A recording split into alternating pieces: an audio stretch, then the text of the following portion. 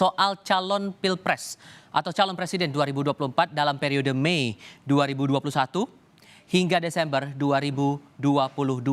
Dia lagi. Capek nggak sih denger nama calon presiden tapi orangnya itu lagi. Yang itu terus. Mantan gubernur Jakarta lagi. Mantan jenderal lagi. Dari partai penguasa lagi. Bosen. Memangnya Indonesia ini nggak punya tokoh lain lagi apa ya? Ada nggak ya calon presiden alternatif yang kira-kira punya potensi meramaikan bursa capres Indonesia ini? Yuk kita bahas di Politik hari ini.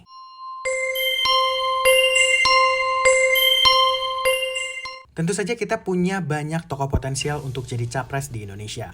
Walau masih orang yang berasal dari lingkaran dan partai penguasa juga, tapi nama mereka jarang disebut kalau bahas soal capres terfavorit. Padahal, beberapa di antara mereka ini punya prestasi memimpin yang bisa dibilang sukses. Jadi sebenarnya mereka pantas untuk masuk juga dalam diskusi calon presiden Indonesia. Lalu, siapa saja mereka? Ini dia 5 capres alternatif untuk Indonesia. Yang pertama, Agus Harimurti Yudhoyono atau AHY. Anak sulung dari Presiden Susilo Bambang Yudhoyono ini namanya melejit dalam kancah politik saat dia maju dalam Pilgub DKI Jakarta tahun 2017 lalu. Walau gagal, karir politiknya nggak mati. Dia langsung jadi ketua umum partai buatan bapaknya, Partai Demokrat. Dari sana, dia terus melanjutkan kinerja politik untuk meningkatkan elektabilitas partainya. Memang, belum kelihatan hasilnya. Tapi elektabilitas Partai Demokrat masih lumayan tinggi dari survei-survei yang ada.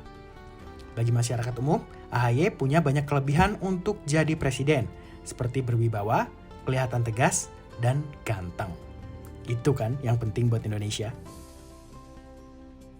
Yang kedua ada Ridwan Kamil atau biasa disapa RK.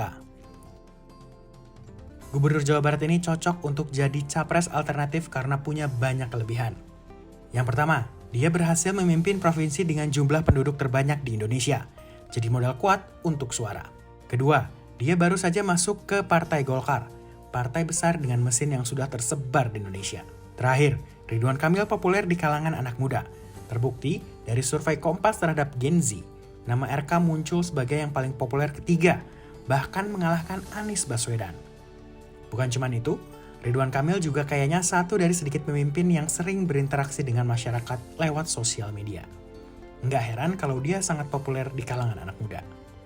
Walaupun kita tetap harus hati-hati kalau mau komentar atau kritik di Instagramnya.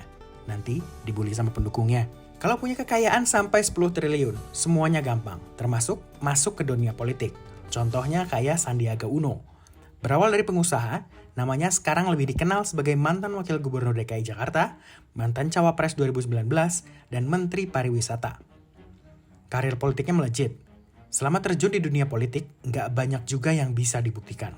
Tapi, paling tidak, dia punya modal kuat untuk bersaing dalam pilpres. Yang pertama, uang. Yang kedua, pengalaman kalah ikut pilpres. Bukan cuma Sandiaga, ada juga Erick Thohir, triliuner yang bisa jadi capres alternatif untuk Indonesia. Namanya juga melejit di dunia politik di Pilpres tahun 2019 ketika dia ditunjuk menjadi ketua tim pemenangan Jokowi Ma'ruf Amin. Dari sana, kayaknya Erick Thohir betah masuk di dunia politik. Dia kemudian ditunjuk sebagai Menteri BUMN dan masih menjabat sampai sekarang. Nama Erick Thohir juga dikenal sebagai pengusaha migas, media, dan pemilik klub olahraga. Dia pernah jadi pemilik klub Serie A Italia Inter Milan, pemilik konsorsium bola basket NBA Philadelphia Sixers dan juga Satria Muda di Indonesia. Namanya belakangan juga makin populer karena terpilih jadi ketua umum PSSI, olahraga paling populer di Indonesia. Walaupun kalah melulu. Calon presiden alternatif yang terakhir, the one and only Puan Maharani. Cucu dari Presiden Soekarno ini tentu saja cocok untuk jadi penerus pemimpin negeri. Bukan karena dia juga adalah anak dari Presiden Megawati, tapi karena dia juga didukung partai pemenang PDI Perjuangan. Puan Maharani juga punya pengalaman memimpin.